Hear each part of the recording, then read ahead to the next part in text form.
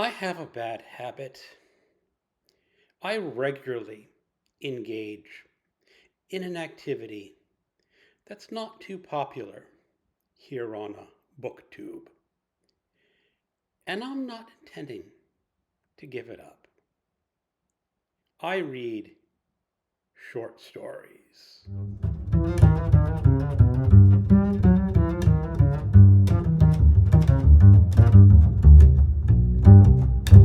Hello, welcome to my channel, Another Bibliophile Reads. My name is Greg, and I am doing a project where I'm going to read 20 of the best short stories written in the 20th century. These are stories of my own selection. I will leave a link to the process where I got to these short stories in the video description. And I am on my 12th short story, Sonny's Blues by James Baldwin, originally published in 1957 in the Partisan Review.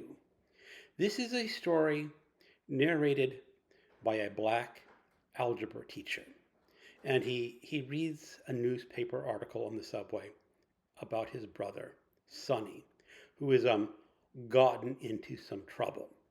Now, the algebra teacher's life has been a little hectic. He lost his parents young, and he had to really take care of his younger brother, Sonny. But at that time, Sonny had his own mind and really was not eager to engage with the algebra teacher's family. The algebra teacher had gotten married, and he was going to go live with his wife's family, or his wife and his family, and it just wasn't his thing, because Sonny had aspirations to music. But he also got addicted to heroin. And heroin addiction is really a terrible thing. And the story talks about how Sonny overcomes his heroin addiction with a lot of strife and strives for the life of music. And it's also his interplay with his brother. They get along, but there's this brotherly rivalry that the algebra teacher's uncertain and mistrustful of Sonny's choices. But at the end of the story, it talks about how hard Sonny's life has been. And the algebra teacher is going to a concert. Sonny plays piano. He plays the blues, of course. And the first set, Sonny was just not there. He was not really playing the music. And then one of the other band members, I forgot that he sort of like turned it over to Sonny. And all of a sudden, Sonny started pouring his soul into the piano. And you could feel in the music, the audience could sense in that music, all of the strife that Sonny had lived.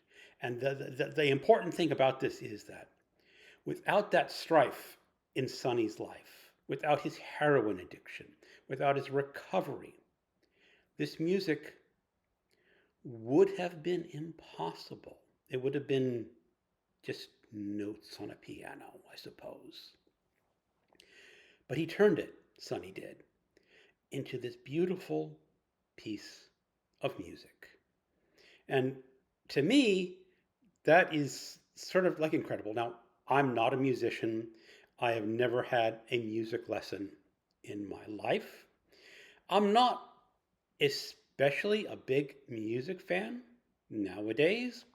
When I was younger, in my 20s, in my 30s, and even in my 40s, I really listened to a lot of classical music. I listened to some jazz, but not as often. But the blues is an area that I always wanted to get into and never did, because I've heard other authors talk about that, about how the blues players have to lead these lives that are, I guess, unpleasant and hurtful to themselves to get into the soul of this kind of music. And that's what I appreciated about this story, that Baldwin really got into the essence of what it means to play music. And sometimes when you read descriptions of music in a short story or a book, the author often himself or herself really does not understand the music. They are just saying what music they like and giving their characters an affinity for that music. But in this one, when Baldwin is describing Sonny's playing, you get into that music. You can feel it. You can hear it on the page, even though I could not describe it musically. There is real music on that page in Baldwin's writing. And that what makes this story really incredible. Not only for its depiction of what it takes to be a blues musician, but also this story of two brothers who are striving to make good in the world over hardships.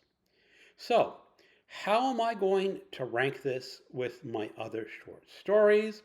I think it's pretty darn good short story, but compared to a lot of the other stories that I have read, I don't think it is as good as others.